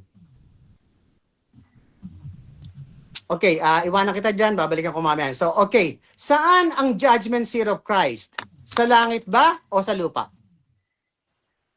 Siyempre, sa langit. Sa inyo, you are sealed sa katawang lupa pa lang. Sa katawang lupa, yun yung pinapangaral nyo eh. Tapos, Okay. O sa judgment seat of Christ, sasabi mo ay sa langit, ang huhusgahan daw doon ay ang gawa ng katawan, mali, or pangit, or maganda. Sinabi ba yun sa judgment seat of Christ? Yes or no? yes, sa pag-intindi ko kasi tatanungin kita sana kung ang hahatulan ba doon yung mabuti at masama ay pareho bang ligtas yon, yung mabuti at masama? Next question. Okay, yung ginawa bang mabuti na nasunog? Nasunog daw yung gumawang mabuti, may regalo, yung gawa na nasunog, pangit, yun ba ay ligtas? Yes or no? No. Kung masama, kung siyempre kung doon is may masama siya ginawa tapos hindi siya bumalik sa Panginoon, hindi talaga siya ligtas. Okay, so sabi mo, pag nasunog, masama, yung maganda, may reward, sabi mo, mapupunta sa impyerno. Pero na siya, ilang minuto na lang? Okay, 2 minutes. Sabi sa 15, sa 14 may reward. Sabi sa 15, kung ang gawa ng sino man ay masunog, yung sinasabi natin na pangit, ay malulugis siya. Nalugid doon sa reward. Ngunit siya sa kanyang sarili ay maliligtas. Gayon may tulad sa pamamagitan ng apoy. So ngayon, nung hinusgahan, sabi mo nasa langit na, which is true, nasa langit na, may pangit na nakapasok doon, sinunog. According sa aral mo, pag nasunog, mapupunta sa impyerno. Pero according kay Apostle Paul, maliligtas sa time na yon. So, maliligtas ba o sa impyerno yung nasunog ang gawa sa judgment seat of Christ? Pwede ba clarify, I object. Brother Rasha? Clarify. Yung tinutukoy mo ba nasa estado ba yun ng unfaithful? Basta, Okay, ika-clarify mo. clarification. So, ano ibig sabihin nito? Naka-stop ang time nito, no? Oo. Okay, ika-clarify ko. Ang tinatanong ko sa iyo, Brad, unang-una, balikan natin, saan ang judgment seat of Christ? Sa langit ba o sa lupa? Sabi mo, nasa langit. So, lahat na yon ay nandoon na sa harapan ni Kristo. Ang huhusgahan ay pangit at maganda sa gawa ng tao. Nandoon na. So, lahat yun nasa harap niya. So, ang tanong ko sa iyo, yung pangit ba na masunog sa impyerno? Sabi mo, yes. So, ang tanong mo ngayon, faithful ba or unfaithful? Faithful lahat yon at unfaithful sa ginawa nilang mali. Kaya unfaithful na save sila na Christian na kagaya ko na may gawaring palpak. Sa inyo pala, pag nasunog, hindi na ligtas. Pero sabi ni Paul, ligtas pa rin. So, ano pa ang gusto mo iklaro ko? Okay na.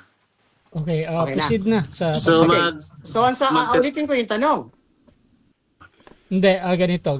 Okay na, sasagot na ako. Clarify siya, di ba? Sasagot na Sagot na? daw. Sige. Proceed. 10 seconds lang. Magagamit lang ako ng 10 seconds kasi medyo Proceed. tanong niya eh. Para sa akin kasi, walang unfaithful Time is tapos faithful. Walang ganun. Next Next question. question. Okay, so sumang-ayon ka na nasa langit That's 1 minute. nasa langit ang hinuhusgahan ni Jesus Christ. At ang huhusgahan niya ay ang gawa ng katawan. Kaya nga pinapaliwanag ko sa iyo, ang gawa ng katawan ay hindi perfect. According to what he had done, whether it is good or bad. Si Jesus ang nagsasabi nito kay Paul, huhusgahan ko ang pangit at maganda. Tapos sasabihin mo, como pangit, unfaithful. Di ba? Kasi nag-repent, sabi mo. So, yung pangit dito, nasunog ang gawa, sa langit yun, sabi mo. Yung maganda, may reward. So, yung bang pangit na yun na nasunog, iyon ba ay hinusgahan ni Jesus sa langit na napunta sa impyerno o ligtas pa rin? Depende kung I object. faithful yun. Ang objection ko ay categorical.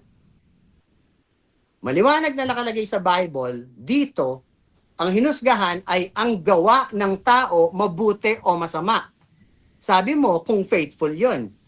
Yun ang sabi mo. So, gusto kong malaman ang sagot. Okay, Nasa faithful langit, yun. sandali. Sige, Okay. sige. Tatanong ko, okay na ba, Brother Rasha? Ano Last- nga yung last na ano mo? Patanong ka na eh. Okay. Yung tanong na lang. Ang tanong ko, yung hinusgahan ni Jesus Christ na nasunog ang gawa, naligtas ba yon? Yes or no? Yes, naligtas yun kasi faithful yun. So tulad dito sa Revelations 2:10, be faithful unto death and I will give the crown of life. So faithful talaga ang qualification. Oh, okay. So, ibig sabihin, yung pangit na gawa na yun ay ligtas pa rin. Okay. At tuloy-tuloy tayo mga kapatid at ako tayo sa final conclusion. Mauna dito si Brother Ron sa pagiging negative sa topic na ang unfaithful na save ay ligtas. Proceed, 5 minutes, Bro Ron. Okay, so muli magandang gabi sa lahat, no? So malinaw mga kapatid, ang pinag-uusapan natin kanina pa is yung estado ng unfaithful. Yung unfaithful hanggang sa huli. Ligtas ba yun? Kasi kung ang premise natin mga osas is unfaithful nung una, then kalaunan after a year nagsisi, hindi na unfaithful yun. Faithful na yun.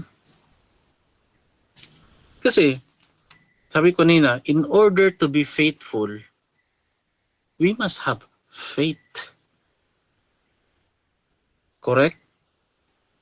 We cannot have genuine faith without displaying faithfulness. The root word is faith. The characteristic is faithful. The action is faithfulness. So kapag unfaithful ka, hindi talaga yan ligtas. Tapos kanina, tinatanong kita, puro ka both. Ang unfaithful at saka faithful, both. Tapos, tinanong kita kanina, may posibilidad ba na ang faithful ay hindi ligtas? Tapos ang unfaithful ay ligtas? Yes. So hindi ko alam kung saan ba talaga, ano ba talaga. So imagine, can you have faith in the state of being unfaithful? For by grace are you saved through faith. Can you have faith in the state of being unfaithful? Kapag sinabing unfaithful, automatic, walang real, genuine faith yan. Remember, for by grace are you saved through faith. Tapos, i-bend pa natin at magkakaroon kayo ng conclusion na for by grace are you saved through faith. Later on, it's okay to be faithless. Diba? Kasi unfaithful yung sentro ng usapan dito eh. Ito pa, kaya nga kanina, yung pagliligtas ng Panginoon, wala kayong tutol talaga doon. For God so loved the world, He gave His only begotten Son. May ginawa na siya. May ginawa ng Panginoon. Ngayon, sino yung qualification? Yung whosoever believe have everlasting life. Whosoever believe. Tapos unfaithful. Diba? Malinaw kanina pa. Kasi yung tanong ko siya kanina, ang pagiging unfaithful ba, gawain ba yan ng tunay na ligtas? So, hindi gawain. Malinaw talaga. Ang pagiging unfaithful we are referring to unfaithful. Gawain ba yan ng tunay na ligtas? Sabi niya, hindi gawain. Meaning to say, ang estado ng unfaithful, hindi talaga ligtas. Kung hindi pala gawain, therefore, ang tunay na estado ng tunay na ligtas ay may gawaing may kinalaman sa pagiging faithful. Diba? Tapos kanina, tinanong kita sa estadong hindi tapat sa Panginoon, manampalataya pa rin ba yun? Sabi mo, yes. Again, in order to be faithful, we must have faith. Tapos unfaithful, nananampalataya pa rin yung hindi tapat. Ang tawag ba natin doon, pananampalataya pa rin, kahit hindi tayo tapat sa Panginoon? Hindi na yun pananampalataya, hindi na yun faithful, hindi na yun faith. Tawag nun, faithless na yun. Diba? So, malinaw mga kapatid na sa paksa pa lang, mali na agad. Ginegative ako eh. So, wala akong magawa. Magninegate lang kasi ako eh. Yung paksa ay sa affirmative na yun. Okay. Dako Okay. tayo sa final Salamat. conclusion din ng ating affirmative sa kanyang pinatutunayan na ang unfaithful na save ay ligtas. Your time starts now. Okay, yung sinasabi ko sa inyong unfaithful at ligtas pa rin, yung perfection ng gawa ng tao. Yung perfection na maging faithful ka sa lahat ng ipinagagawa ni Jesus Christ, unfaithful ako doon kasi hindi ko kaya. Okay? Kasi hindi ko kaya. Pero yung estado ng pagkaligtas ko, iyon ay hindi ako iniiwanan ni Jesus Christ kasi nga, kaya siya namatay dahil hindi ko kaya. Naintindihan niyo sana to ha? Ang sinasabi kong unfaithful ay hindi ko kayang i-perfect yung inuutos niya, unfaithful ako doon. Pero doon sa kaligtasan na binigay niya sa akin, faithful ako doon na siya lang ang ligtas. Kaya nga sabi ni Apostle Paul, ipinagmamalaki ko ang mga kahinaan ko dahil naiaangat ko ang blood ni Jesus Christ. So, kay Brother Ron naman, maintenance niya ng kaligtasan ay repentance. Kasalanan. Pag nagkasala siya, magre-repent. Tandaan nyo, ang Diyos nag-repent din. Pero hindi siya makasalanan. Ang problema dito, hindi nila alam ang meaning ng repent. Ang repent ay change something sa ginagawa mo. Biblically, repent, sabi nila sa mga Hudyo. Baguhin nyo ang ginagawa nyo, si Jesus ang sambahin nyo ngayon. Repent, baguhin nyo yan. And then, yung pagsisisi, pag nagbago yon, nandoon yung pagsisisi after changing what they're doing. So, eto, dito nga nadali. Ilang beses ba iligtas ang tao? Sabi mo, once. So, yung naligtas, paki-mute naman, Brad, please. Ako nag-mute ako para hindi ka ma-store. Yung nagligtas na, yung tao na ligtas at hindi nag-repent, nawala ba ang kaligtasan? Sabi mo, yes. After a year, bumalik yung guilt niya, na-realize siya, nagkamali siya, humingi siya ng tawad sa Diyos, bumalik ba yung kaligtasan niya? Sabi mo, yes. Ngayon, sabi ko, ilang beses siyang niligtas? Isa ba o dalawa? Ano sagot mo? 10 seconds, di ba? Bakit 10 seconds? Bakit 10 seconds? Kasi huling-huli ka na. Huling-huli ka na. Pag sinabi kong ang unfaithful at faithful ay ligtas, sinabi kong both, ine-explain ko yon. Kaya both kasi faithful ako sa kaligtasan ko, unfaithful ako sa work of my flesh. Hindi ko kaya. Sabi mo, again, tinanggap niya again. So, pag again ba, ibig sabihin, tinanggap before, yes or no? At 10 seconds. Bakit 10 seconds? Pag tinanggap mo again, ikaw ay meron kang tinanggap before. Pag ikaw ay born again, meron kang firstborn. Ganun lang kasimple, pero 10 seconds. Bakit ganun? Isang beses iligtas, dalawa pala. Bakit 10 seconds ang mga sagot nyo? Tapos, pag nawala ang kaligtasan, hindi na babalik. Sa Hebrews 6:4-6, hindi nababalik ang kaligtasan through repentance. If they shall fall away, hindi nababalik. Pero sa turo mo, magrepent lang, babalik pa rin. So, nasaan ngayon yung sinasabi mo na ayaw mo ng osas? So, ikaw ay osas na ayaw mo sa osas. Kasi ang maintenance mo, thank you, ang maintenance mo ay repentance. Kaya pinababalik niyo yung mga tao, nag-repent na ba kayo? Baka hindi pa. Baka meron kayong hindi pa nasasabi. Di ba? Kaya nga, ang sinasabi ko dito sa mga nakikinig, faithful ka ba 100% sa Diyos? Yes. Perfect ba ang faithfulness mo? No. Dahil walang taong perfect. So ano ang equivalent nun? You are also unfaithful. Pero nagiging perfect ka to true repentance. Where did you get that? Kaya hindi nawawala ang kaligtasan ko kasi faithful ako. Genuine faith. How did you know that? Because of your expression? Not a bit. Only God knows. Kasi nawawala, hindi pala. Isa lang, dalawa pala.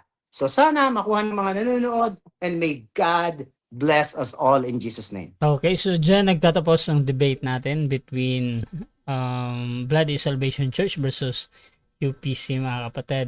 At before natin i-end yung ating live, syempre gusto ko muna kayo magpasalamat. Unahin natin kay Pastor. Amen.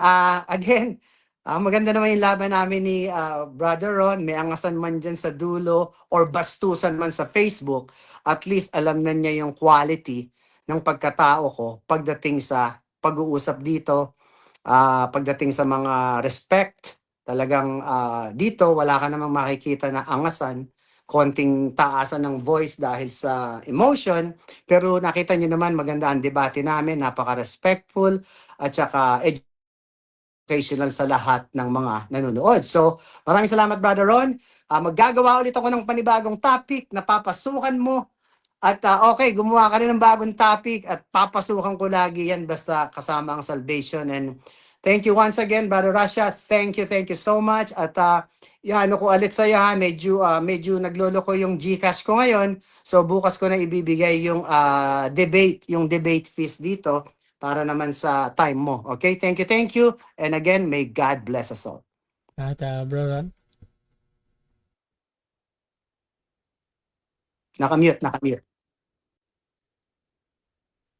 Unang-una, salamat sa Diyos sa pagkakataong ito na muli kami nagharap ni Pastor Alexander. At salamat din sa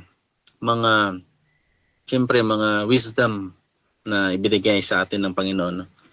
At ikalawa, sa aking kausap ngayon si Pastor Alexander. So, okay naman pala kausap si Alexander. Tama yung sinasabi na kapag yung kausap niya is alam mo na, katulad ni Jared, yung mahilig sa ganon din. Pero kung mabait kang kausap, mabait din siyang kausap. So, maganda ang aming talakayan. So, at least may nalalaman ko rin yung mga ano na mga kausas na mga ibang kaiba yun. At saka pangatlo kay Brother Rasha sa kanyang oras dito, no. Ang ating pambansang moderator na patas talaga sa pag-moderate. At gusto ko talaga yung ano niya, yung rules niya. Kaya sulit. So, salamat. Okay, at Russia TV gusto din magpasalamat sa lahat ng sumusuporta at nagpuyat mga kapatid. Meron tayong 120 plus na comments. Hindi ko nabasa lahat. Medyo pagod na din mga kapatid. At siyempre, kung gusto nyo sumali sa ganitong gawain, please PM me mga kapatid. Or maghamon man sa drawing ito si Pastor Alexander. Every 10 PM lang yan free. Kahit nandito yan sa Pilipinas, 10 PM pa din yung time niya. Si Brother Ron naman mga kapatid, napaka-busy tao pero yun, kung pwede pa din yan. At syempre, pag-subscribe yung ating YouTube channel, Russia Debates TV. At paki-follow na din ako. So maraming salamat. This is Admin Russia ng Russia TV and we're out.